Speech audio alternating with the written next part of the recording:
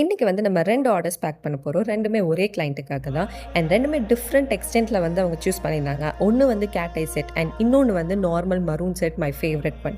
So இதெல்லாம் முடிச்சு நான் வந்து அந்த கார்டில் அட்டாச் பண்ண போறேன். ஸோ அது எப்படி வந்து வருது அவுட் அப்படிங்கிறத நம்ம பார்க்க போறோம். ஸோ இந்த கார்ட்ஸை நான் அட்டாச் பண்ண போறேன்.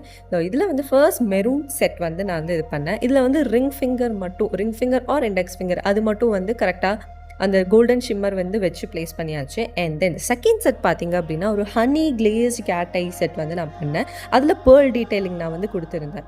ஸோ ரொம்ப பியூட்டிஃபுல்லாக இருந்துச்சு. இது வந்து ஃப்ளாஷ் லைட்டில் பாருங்களேன், அப்பா செம்மையாக இருந்துச்சுங்க. எனக்கு ரொம்ப பிடிச்சிருந்தது.